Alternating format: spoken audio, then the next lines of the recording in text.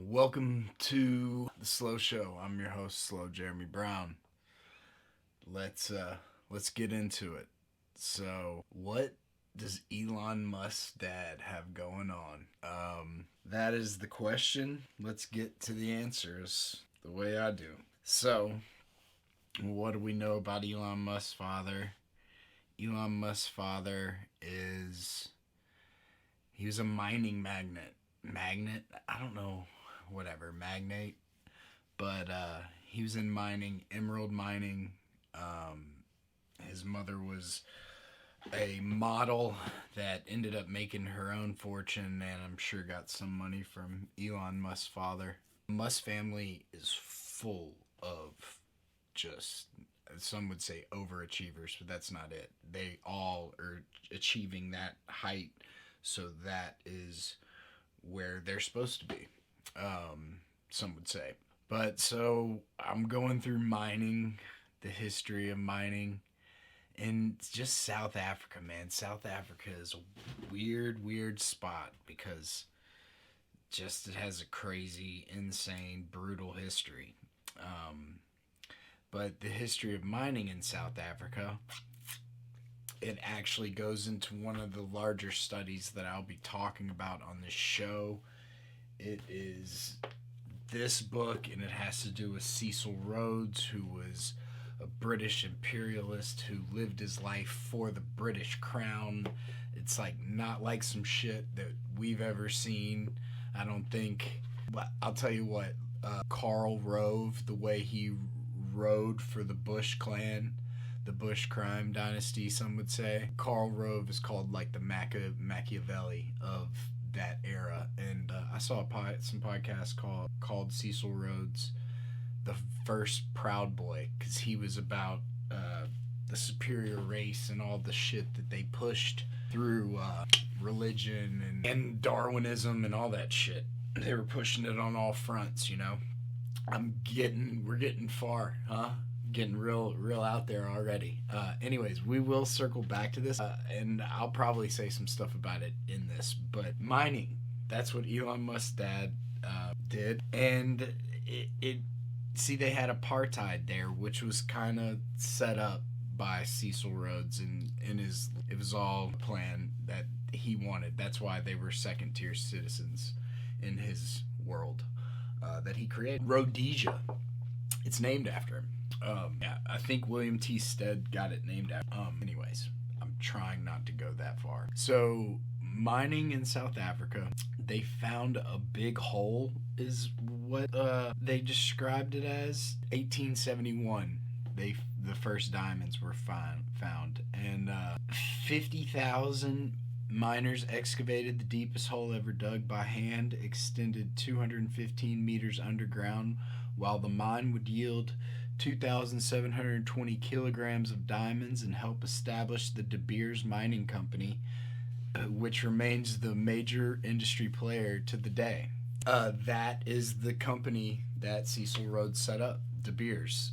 And if you dig into his last will and testament, which we will, that was published by William T. Stead, there were several different versions of it and all this weird shit, that way they did it.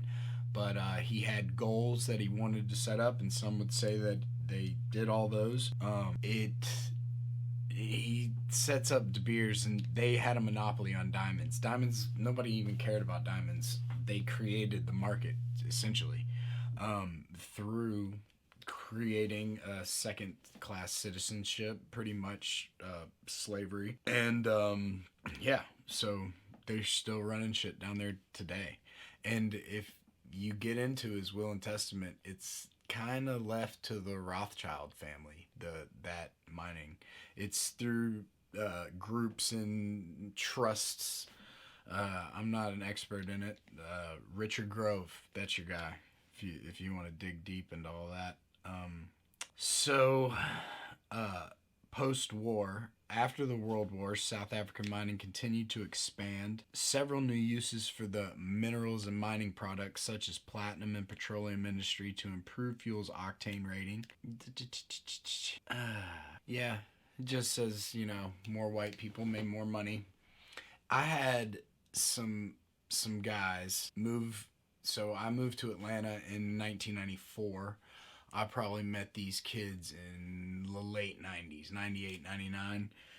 Two twin brothers, Russell and something. He had like a regular name. It was like Matt or something. Um, they were from South Africa, and I'm sure that their their family had experienced extreme violence and loss. I remember that.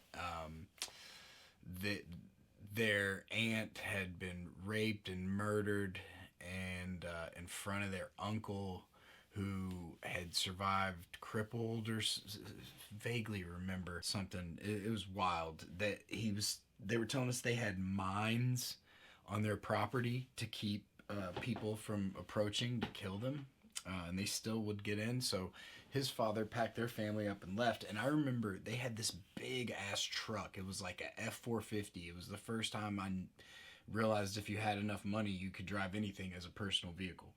And they rode around in that thing, and they never gotten into any scuffles with anybody, and never a problem. They ran track and field. They could run just as fast as an African you'd think would. And they had a lot of money. They talked about how their money exchanged over to American dollars was a lot, and they got rid of their business interests there and brought it over here. They really didn't talk about that stuff that much. Anyways, so when Cecil Rhodes goes in there, and so they're building up these mines. That's how he's making money. He's building mines for other people. He's got his mines, blah, blah, blah. Bro, they sent in this dude because the Boers, they had these Dutch people, and the Boers, they were already there. All this, anyways, they wanted to kill these people and get them the fuck out of there so they could take control completely. So they brought in this dude, Herbert Kitchener, first Earl Kitchener. This fucking guy, he's the one that came up with the idea of concentration camps. He took part in both Boer Wars. That's what they're called, the Boer Wars. And these wars are so important, and nobody really, I hadn't heard of them until recently. They were studied by Hitler. That's where he got the idea of concentration camps. It was a study by Lord Milner and all his little cronies, and it's how they plotted and executed the First World War. If you've ever seen Legends of the Fall, when they go to that World War, just imagine that, but way more brutal and way more real in your face. You know, that's what they brought to South Africa. Is like an experiment, and then they took it to Europe on a larger scale. But this guy, this asshole Kitchener, I'm very tired. I'm 500 deep on a Joey Diaz epic. So I get into more reading about South Africa. Right now, they got some weird shit going on about their politicians being poisoned. Perhaps that could get into these gangs that basically started in prisons. And the Soviet Union, we're about to start making a big circle. The Soviet Union started giving its influence all throughout Africa to like help liberate them, some would say, from the West's control. And it's very hard to sit here and not understand, why they would do so. When you read about the Boer Wars and what we were at least displaying on, like letting people know what they were willing to do. You can't blame them. And right now, apparently, Africa's in deep talks with China and Russia on a lot of stuff. And fuck, man, it's hard to say that the West has treated these countries fairly. And I am a patriot, and I want the best for our country. I just don't think that people else felt that way. And decisions have been made since, John F. Kennedy found out about Kenya, right? I think it was Kenya. I'm an idiot. I'm sorry. The African leader that the first elected, the CIA had him killed. And that's when John F. Kennedy started talking about secret societies. And that was all, But the crime in South Africa is cool. Well, that was weird. Sorry. The gangs there started from the prisons because obviously the white people controlled the areas. The guards would be brutal to the prisoners. The prisoners started creating gangs to protect themselves and each other. And then they grew more powerful as they blocked all the blacks in the... That sounds terrible. But that's what they did. They took all the blacks and Blick. That's what, yeah. Want to go to South Africa? Lethal Weapon. Why not? Showing my age. They pushed them to these areas. You are. He is. Of course I'm black. That's why I want to go to South Africa.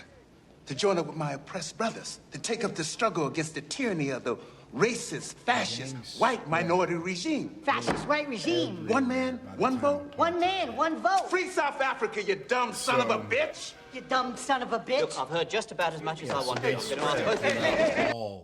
All the different gangs spread out through all the prisons. And by the time apartheid was in the 40s, it was over. They were everywhere. The members circulated between confinement and freedom. Knowledge of the game spread across the prisons and townships of South Africa. Living in prison was difficult in South Africa, and so prisoners required tight groups to watch each other's backs.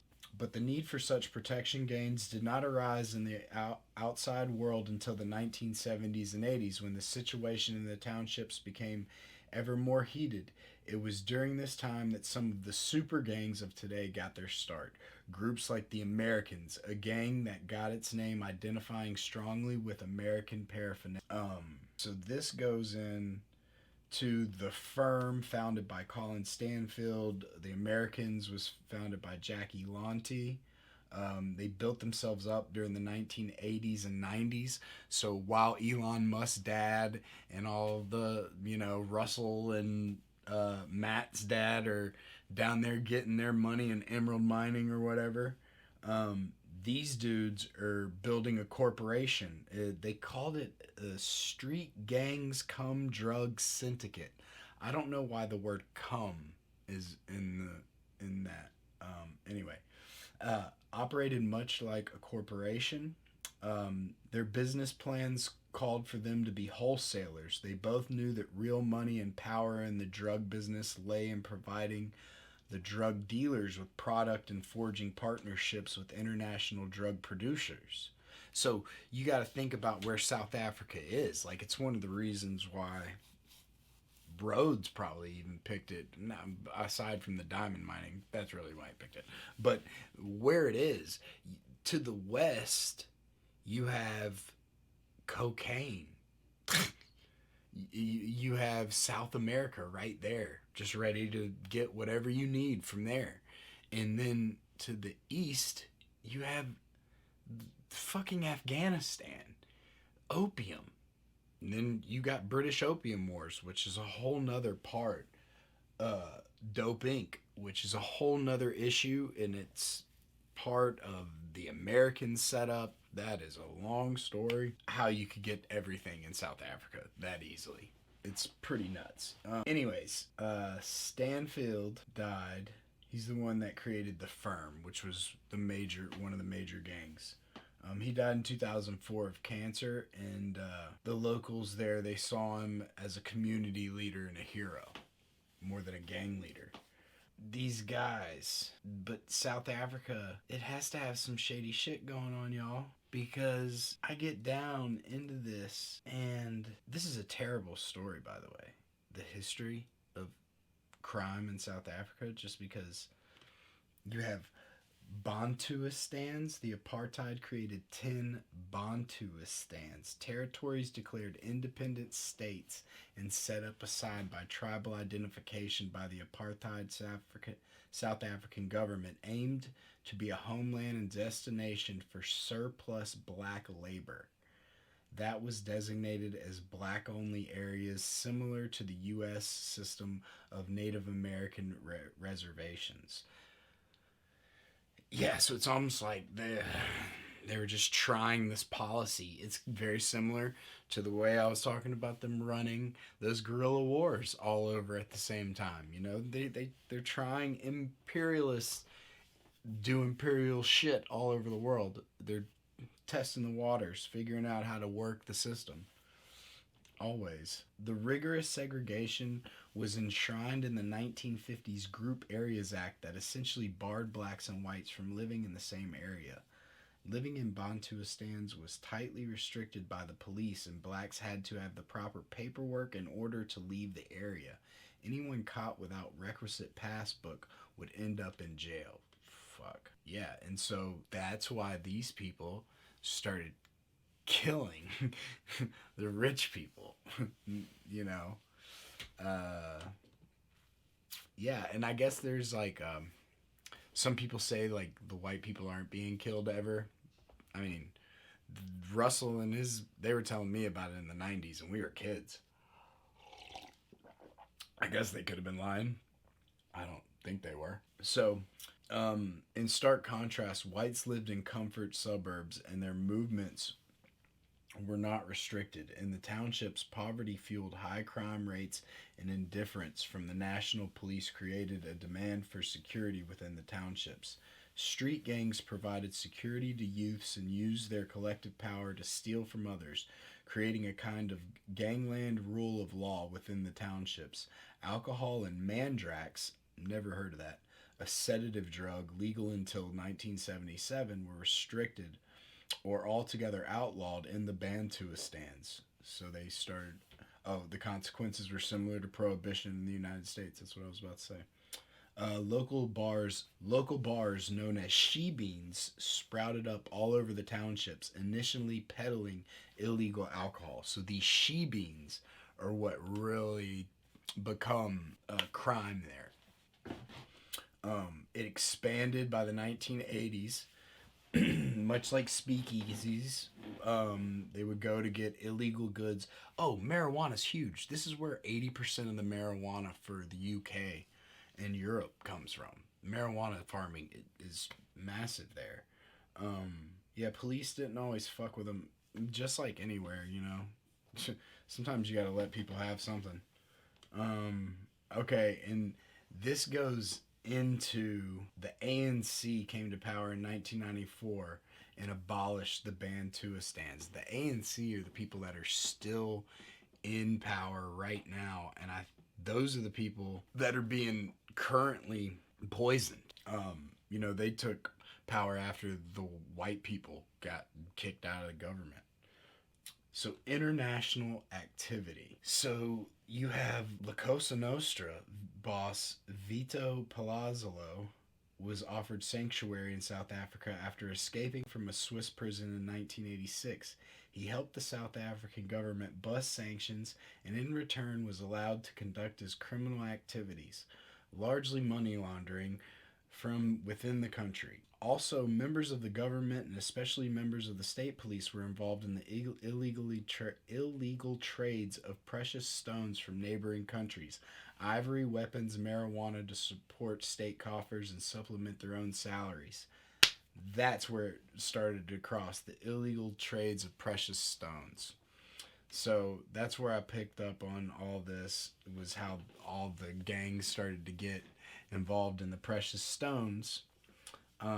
There's a story about Elon Musk and his brother taking 2 emeralds of his father's to Tiffany's in New York. I don't think that's a true story, but whatever. He said they got $2,000 for it. I don't know. I guess it was a lot of money maybe in the 80s or 90s. Okay, here we go. So they were money laundering in South Africa, La Cosa Nostra, Many other foreigners were taking advantage of the chaotic environment in South Africa, and still to this day. Russians, who were undergoing their own organized crime renaissance during the 1990s, Indians, Nigerians, Chinese, Zimbabweans, and many others are getting in on the action. South Africa was a kind of organized crime free trade zone where criminals, as long as they shared their earnings with the appropriate power brokers, could wheel and deal as they pleased. Bam! I love this shit. Okay. So, next paragraph. You guys ready for this? Viktor Bout, the infamous arms dealer, operated out of South Africa during the late 1980s and early 1990s, while his home, the Soviet Union, was breaking up. He operated an airport along an he had an airport. He had his own airport along the Botswana border and put the entire staff on his payroll. I mean, you gotta respect it. You gotta respect that type of thing. Before he was chased out of the country, he supplied weapons from the Soviet Union to armed conflicts in Angola, Liberia, Mozambique, and the Democratic Republic of the Congo, and Sierra Leone. Once the criminal world in Moscow really got heated up in the mid-1990s, Russian mobsters saw South Africa as an ideal place to launder their earnings. Russians were bought up property and used car dealerships and traded in precious stones. Yeah. In fact, Bout often accepted precious stones as methods of payments for his arms deliveries, seeing as how many of the countries he supplied were rich in them. Wow. So, Mr. Viktor Bout, Nicolas Cage, has re-entered the picture. And if you've been watching the news, I saw an article, I sent it to my cousin. Just like I heard, they're gonna try to really let him go for that, I guess she's a basketball player? Who is she? So, let's see what Viktor Bout was doing in South Africa. So, I love this Merchant of Death title. It, like I said, it was Colin for a period of time during that Iraq War era when he was working for Bush. But there's the third guy that was also, his character was featured in the Lord of War movie. He's like the guy that, there's several different people that are involved, but they're all called the Merchant of Death. They all deal death. Apparently. Whatever. I don't know why that bothers me, that they give them all the same name. It's like Mexicans. You know what? Let's not do that. Huh? Some of the people that watch this are going to be white, and they're going to have a problem when I start talking about the nicknames that Mexicans give each other. Pinche hueros, you know? Fuck. According to Viktor Bout's official website, he may have violated some laws somewhere, just like we all have done sometime. However, he was not the arms trafficking man presented to the public by the propaganda jockeys through the media. It took nearly 10 years for the U.S. officials to apprehend the Russian national and close to 3 more years to convict him. Regrettably, Bout was not directly charged for arms trafficking in Africa, where he flouted UN weapons embargoes and armed despots and warlords. Allegedly, thousands of civilians in Angola, Burundi, and Central African Republic, and the Democratic Republic of Congo, Liberia, Sudan, Sierra Leone, and a number of other countries were injured and killed by the weapons supplied by Bout. South Africa and Swaziland were home to strategic components of the Bout's emerging international business network in the mid-late 1990s. At the time, Bout and his associates established joint ventures with local air charter companies, as well as to transportation enterprises. One of the more lucrative operations was the smuggling of arms to UNITA, the Angolan rebel group that was subject to UN arms embargo. The following active aviation businesses were reportedly linked to Bout: Air Cess, Air Pass, Southern Cross Airline, Flying Dolphin, Southern Gateway Corporation, Norse Air Charter. Air Cess, Bout's flagship business, described Bout on its official website as a Russian businessman with undenying love of aviation and an eternal drive for success. That documentary I was telling you about, it kind of paints him as a patsy. He's saying he's a patsy. I heard or read somewhere that he was boys with Putin, when Putin was in the KGB. Maybe that's bullshit, but I mean, he's selling guns and shit. I'm sure he knew him, right? Come on. Bout relocated his family to South Africa in 1997, purchasing a mansion in the plush Johannesburg suburb of Sandhurst. He nevertheless drew the attention of elements of the criminal community in South Africa. In the following year, masked men gained access to Bout's residence, where they assaulted the Russian businessman's mother-in-law and made off with an excess of $6 million U.S. cash. Shortly thereafter, Bout was allegedly fired upon whilst driving his luxury vehicle. The South African authorities took an interest in Bout's dealings too. The U.S. government requested South Africa to comprehend him for allegedly money laundering. No legal action was taken, as the South African Justice Department cited that there wasn't sufficient evidence at the time. So these two developments contributed to Bout and his family departing from South Africa, as well as the relocation of Bout's South African operations base of Kingdom of Swaziland. Base to the Kingdom of Swaziland. Sorry, I can't read or talk right. This is why I got to get better at this, right? So I'm trying to be literate, and I feel like I've been illiterate my whole life. So I'm trying to build a narrative, get an idea of what I think is going on, express it to you in this bizarre way. But if you start to catch on, then I'm figuring out how to, not be stupid, basically. But I grew up around a lot of black people, and that's where slow comes from. They were always like, you slow. And yes, yeah, they were right. They were correct. So Bout, they're gonna do it, whatever. I thought it was it was so crazy how this became a big circle today.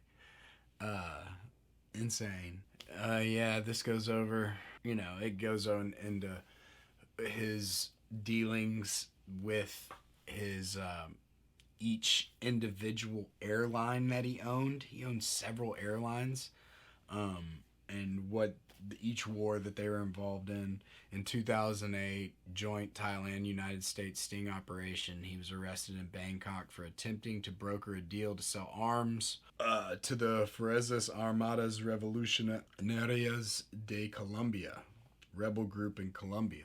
Has justice been served with Viktor Bout's conviction? The families of African civilians who were killed and injured with weapons supplied by Bout would probably disagree, as he did not have to answer for his dubious dealings in Africa. A small recompense is that this conviction may discourage future illicit gun running in Africa. Oh, will it? Do you think it will? I wonder if Brittney Griner is going to go play basketball and, well, that never, oh, nope, nuh-uh, no, nope, that was, no, no, goodness. So this is, if you just Google Cecil Rhodes and thoughts on race. Okay, first of all, I'm not normally gonna do the full circle on the question, the stupid pop culture question that gets me into this. That's kind of the irony of it all. But today I'm gonna. So anyways, this is just how my brain works, and let's start here. Cecil Rhodes and thought on race. Rhodes wanted to expand the British Empire because he believed that the Anglo-Saxon race was destined to greatness. In his last will and testament, Rhodes said of the English, "I contend that we are the first race in the world, and that more of the world we inhabit, the better it is for human race." Okay? The more that we inhabit, the better it is for the human race. Elon Musk famously has talked about how it's important that we have to breed, and he's right. He just says as a species, obviously, as a humankind is what he's talking about, 100%. And that's his father also says the same thing, because this is the economic times in the India times, and you know, this is a smear campaign going on Elon, but this is fascinating because they do, I'm just saying, you know, they are from South Africa. I'm just connecting dots, dude. Don't take it personally. It's just weird, and I'm allowed to say this is weird. It's weird that this guy was all about spreading things, and now you guys are spreading your stuff, but also you're the best at what's going on right now. So why? I think it'll help, right?